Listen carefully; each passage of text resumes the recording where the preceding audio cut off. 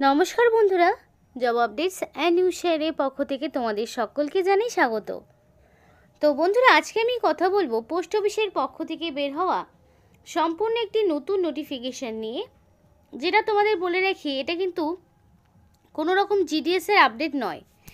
এখানে যে নোটিফিকেশান নিয়ে আজকে কথা বলবো সেখানে তোমাদের গ্রুপ সি পোস্টে নিয়োগ করানো হচ্ছে এবং খুব ভালো মানের বেতনও রয়েছে, যেখানে অ্যাপ্লিকেশন করতে প্রার্থীর মিনিমাম শিক্ষাগত যোগ্যতা লাগবে মাধ্যমিক পাস, আর সেটা যে কোনো রেকগনাইজ বোর্ডের আন্ডারে হতে পারে। তার পাশাপাশি এখানে রাজ্যের সমস্ত জেলা থেকেই ছেলে মেয়ে প্রত্যেকেই আবেদন করতে পারবে। প্রত্যেকটি জেলা মানে 23 জেলার যে কোনো প্রান্ত থেকেই ছেলেমেয়েরা আবেদন করতে পারবে। তো খুবই ভালো সুযোগ রয়েছে। সম্পূর্ণ ভিডিওটি দেখলে তোমরা বুঝতে পারবে ইনফরমেশনটি কতটা গুরুত্বপূর্ণ হতে চলেছে। এবং এখানে তোমাদের কোনো রকমের দিতে হবে না লিখিত পরীক্ষা, সরাসরি ওয়াক ইন ইন্টারভিউর মাধ্যমে যোগ্য প্রার্থীকে বাছাই করে নেওয়া হবে। আর সমস্তটা আলোচনা হবে যে কিভাবে অ্যাপ্লিকেশন মানে ফর্মটি তোমরা পূরণ করবে বা বাকি কি ইনফরমেশন রয়েছে সে সবটাই তোমাদের সাথে এখানে আলোচনা হবে। কিন্তু ডিটেলস বলার আগে তোমাদের প্রত্যেকের কাছে আমি একটাই রিকোয়েস্ট জানাবো যে যারা এখনও আমাদের এই চ্যানেলটিকে সাবস্ক্রাইব করোনি তারা ঝটপট চ্যানেলটিকে সাবস্ক্রাইব করে পাশে থাকা বেল আইকনটি ক্লিক করে দাও, যাতে করে পরবর্তী সমস্ত ইনফরমেশান পেয়ে যেতে পারো। তো চলো বন্ধুরা, দেরি করব না, এবার অফিসিয়াল নোটিশ নিয়ে ডাইরেক্ট বিস্তারিত আলোচনা তোমাদের সাথে শুরু করব। তো notification government of India, ministry of communication, department of post অফিসের পক্ষ থেকে জারি হলো। আর জেলা পোস্ট অফিসে নিয়োগ হচ্ছে, অর্থাৎ পোস্টিং তোমরা ওয়েস্ট বেঙ্গলেই পাচ্ছ। ওয়েস্ট বেঙ্গলের 23 জেলা থেকে আবেদন হচ্ছে, পোস্টিং ওয়েস্ট বেঙ্গলেই থাকছে। তো এইরকম একটা সুযোগ কিন্তু একেবারেই হাতছাড়া করো না। সাধারণত পোস্ট অফিসের পক্ষ থেকে বহুদিন বাদে গ্রুপ সি পোস্টে মিনিমাম মাধ্যমিক পাস যোগ্যতায় প্রার্থীদেরকে নিযুক্ত করানো হচ্ছে। তো এখানে নোটিফিকেশান বেরিয়েছে 6 তারিখে, অর্থাৎ মার্চের 6 তারিখে নোটিফিকেশান আউট হয়েছে। মানে বুঝতেই পারছো একদম নতুন একটি নোটিফিকেশান, রিসেন্ট একটি আপডেট, যেটা নিয়ে আজকে আমি কথা বলছি তোমাদের সাথে। অ্যাপ্লিকেশান করতে হলে তোমাদের অ্যাপ্লিকেশান করতে হবে এপ্রিলের 15 তারিখের মধ্যে, অর্থাৎ হাতে এখনও অনেক সময় রয়েছে। তো 15 এপ্রিলের মধ্যে তোমাদের কমপ্লিটলি অ্যাপ্লিকেশান সাবমিট করতে হবে। তো অ্যাপ্লিকেশান কিভাবে করবে সে সমস্তটা জানতে হলে সম্পূর্ণ দেখতে থাকো। আর অবশ্যই কমেন্ট করে জানাও যে কে কোন জেলা থেকে ভিডিওটি দেখছো, তাহলে আমাদেরও বলতে সুবিধা হবে যে সেই সমস্ত জেলার পোস্ট অফিসে এক্স্যাক্টলি কোন কোন পোস্টে নিযুক্ত করানো হচ্ছে, সেই ইনফরমেশন দিতে আমাদেরই সুবিধা হবে। এবার দেখো এখানে কিছু ইনস্ট্রাকশন রয়েছে। ইনস্ট্রাকশন টু দ্য ক্যান্ডিডেট কি বলেছে দেখো। অ্যাপ্লিকেশানটা অন প্লেন পেপারে হবে, ইন পেস্ক্রাইব ফরম্যাট, অর্থাৎ পেস্ক্রাইব ফরম্যাটে অ্যাপ্লিকেশান ফর্মটি তোমাদের পূরণ করতে হবে। এবং অ্যাপ্লিকেশান সাবমিট যে করবে সেটা হয় তোমাকে ইংলিশে করতে হবে, নয় হিন্দিতে করতে হবে। তো ইংলিশে করাটাই বেটার হবে বলে মনে হয়। যারা হিন্দিভাষী তারা হিন্দিতে করতে পারো, কিন্তু অবশ্যই কারেক্টলি এবং কমপ্লিটলি করতে হবে। Duly sign by the candidate, মানে পরিষ্কার পরিচ্ছন্নভাবে অ্যাপ্লিকেশান করবে, কোনো রকম ভুল ভ্রান্তি কিছু করবে না, ইনকমপ্লিট রাখবে না ইনফরমেশান, আর প্রপার সিগনেচার থাকবে। 1 পাসপোর্ট সাইজের photo should be affix on the placement, মানে তোমাদের যেখানে অ্যাপ্লিকেশন ফর্মে যেই জায়গাতে ছবি দিতে হবে সেখানে তোমাদের অবশ্যই ছবি বসিয়ে দিতে হবে, সেলফ অ্যাটাস্টেড করিয়ে দিতে হবে। দ্য অ্যাপ্লিকেশন উইল বি, মানে তোমাদের যাদের এলিজিবিলিটি ক্রাইটেরিয়া রয়েছে তারাই কিন্তু পরবর্তীতে এখানে মানে যেই তোমাদের সিলেকশন প্রসেস সেখানে সুযোগ পাবে। এবং অ্যাপ্লিকেশন স্পিড পোস্ট বা রেজিস্টার পোস্টের মাধ্যমে পাঠাতে হবে, অর্থাৎ অনলাইন অ্যাপ্লিকেশন কিন্তু নয়। তাই কোনো কারণে কিন্তু এডিটের ব্যাপার থাকছে না, কোনো রকম ভুল ত্রুটি হলে সেটার কারেকশনেরও কোনো রকম সুযোগ পাবে না। তাই যখন অ্যাপ্লিকেশন করবে প্রপার ইনফরমেশন দিয়ে অ্যাপ্লিকেশন করার চেষ্টা করবে। এবং অ্যাপ্লিকেশন ক্যান্সেল হয়ে যেতে পারে যদি তোমাদের কিছু মিস্টেক হয়। এবং তোমাদের এখানে application send by the courier বা অন্য কোনোভাবে যদি পাঠাও তাহলে সেই অ্যাপ্লিকেশন ক্যান্সেল হয়ে যাবে। আনসাইন অ্যাপ্লিকেশন থাকে এবং সেলফ অ্যাটাচড ডকুমেন্ট যদি না থাকে তাহলেও অ্যাপ্লিকেশন ক্যান্সেল হয়ে যাবে। ভ্যালিড কমিউনিটি সার্টিফিকেট বা রিজার্ভ পোস্ট যেগুলো রয়েছে সেগুলো যদি তোমার প্রপার সার্টিফিকেট তুমি না দেখাতে পারো তাহলে তোমার ক্যান্সেল হয়ে যাবে। এবং যদি প্রপার কোয়ালিফিকেশান না থাকে, আন্ডার এজ বা ওভার এজ যদি হয়ে থাকে, তাহলেও অ্যাপ্লিকেশন ক্যান্সেল হবে। বলা হচ্ছে ইনকমপ্লিট এবং not submitted in prescribe format application receive after due date, মানে ডিউ ডেট অর্থাৎ ইনকমপ্লিট যদি থাকে এবং সময়ের পরে যদি তুমি অ্যাপ্লিকেশন পাঠাও, তাহলে অ্যাপ্লিকেশন ক্যান্সেল হবে। রিকোয়ার ইনফরমেশন এবং অ্যাটাচড ডকুমেন্টস না থাকলেও অ্যাপ্লিকেশন ক্যান্সেল হবে। এবং পোস্টাল অ্যাড্রেস পিনকোড না থাকলেও অ্যাপ্লিকেশন ক্যান্সেল হবে। রং অ্যাড্রেস থাকলেও অ্যাপ্লিকেশন ক্যান্সেল হবে।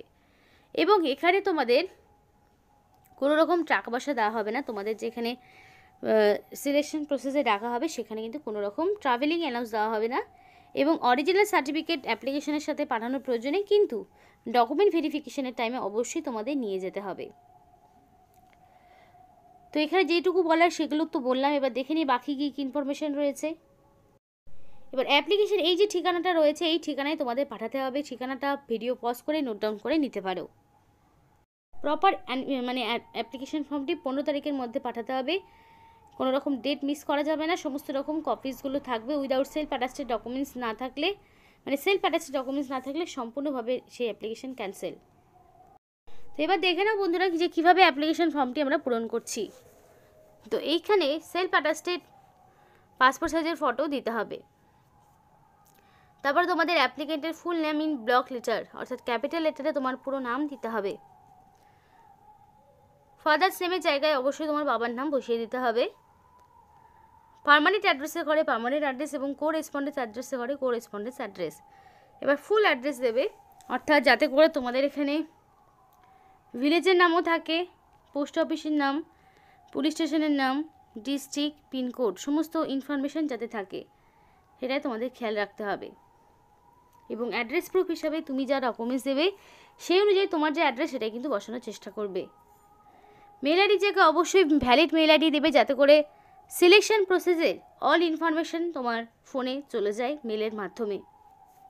এবার কোন ক্যাটাগরি বা কমিউনিটিতে বিলং করছো, অর্থাৎ তুমি যদি ইউআর ক্যাটাগরির হয়ে থাকো তাহলে তো কোনো রকম ডকুমেন্টস দিতে হচ্ছে না, কিন্তু যদি ওবিসি, এসসি, এসটি হয়ে থাকো তাহলে তোমার প্রপার কাস্ট সার্টিফিকেট দিতে হবে। আর যদি তোমার প্রপার কাস্ট সার্টিফিকেট না থাকে তাহলে তোমাকে জেনারেল ক্যাটাগরি হিসাবে আবেদন করতে হবে।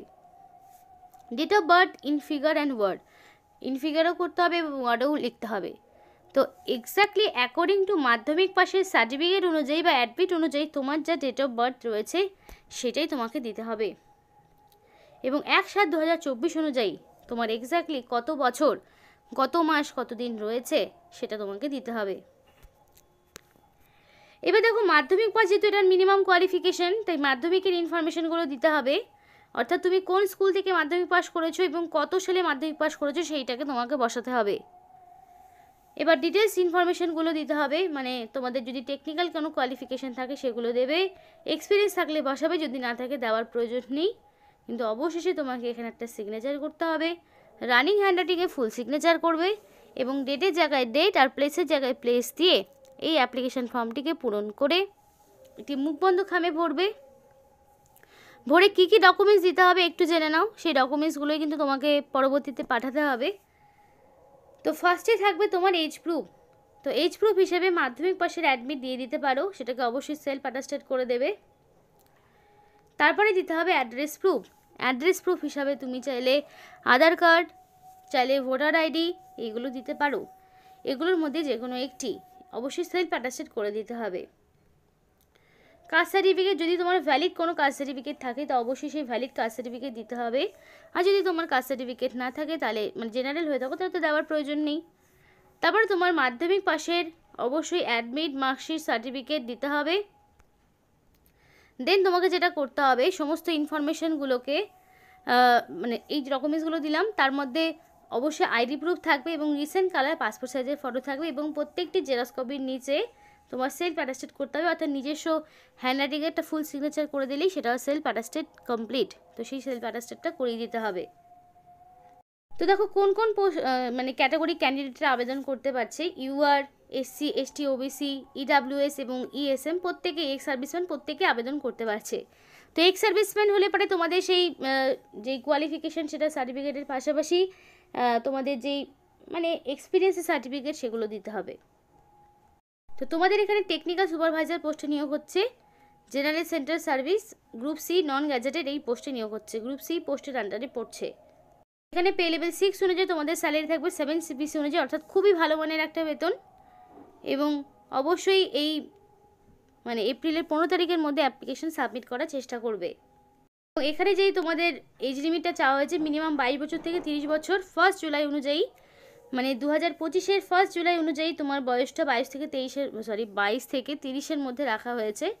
এবং সরকারি নিয়মমাফিক ছাড় পাবে আপার এজ লিমিটে, অর্থাৎ ওবিসি প্রার্থী হলে 3 বছরের ছাড় পাবে। সুতরাং ওবিসিরা 22 থেকে 33 পর্যন্ত আবেদন করতে পারবে। আর যারা ধরো SC ST রয়েছে তারা 22 থেকে 35 পর্যন্ত আবেদন করতে পারবে।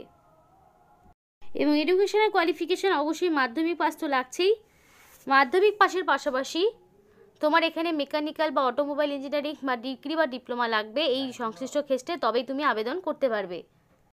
আর একটা বিষয় বন্ধুরা, অবশ্যই ইন্ডিয়ান সিটিজেনশিপ থাকতে হবে এবং 2 কপি রিসেন্ট কালার পাসপোর্ট সাইজের ফটো ফর্মের সাথে দিয়ে দেবে। আইডি প্রুফ তো থাকবে। এডুকেশনাল কোয়ালিফিকেশনের মধ্যে মাধ্যমিক এবং তোমাদের ডিগ্রি বা ডিপ্লোমার যে সার্টিফিকেট সেগুলো থাকবে। এই সমস্ত ডকুমেন্টসগুলোকে দিয়ে দিতে হবে। আর টার্ম অ্যান্ড কন্ডিশনগুলো কী রয়েছে সেগুলো তো বলেই দিলাম। এবং এই ঠিকানাটা নোট ডাউন করে নাও, এই ঠিকানায় তোমাদের অ্যাপ্লিকেশন পাঠাতে হবে। তো খুবই ভালো সুযোগ রয়েছে পোস্ট অফিসের পক্ষ থেকে। যে নতুন বিজ্ঞপ্তি নিয়ে আজকে কথা বললাম, সেখানে যাদের কোয়ালিফিকেশন রয়েছে অবশ্যই আবেদন করো। এবং পরবর্তীতে তোমরা যদি জানতে হয় যে তোমাদের জেলার পোস্ট অফিসে এক্স্যাক্টলি কোন কোন পোস্টে ভ্যাকেন্সি রয়েছে, তাহলে অবশ্যই কমেন্ট করে আমাদেরকে জানাও। এখানে শেষ করছি। সকলে সুস্থ থাকবে, ভালো থাকবে এবং আমাদের চ্যানেলটিকে সাবস্ক্রাইব করে আমাদের সাপোর্ট করে যেও। সাথে থেকো, পাশে থেকো।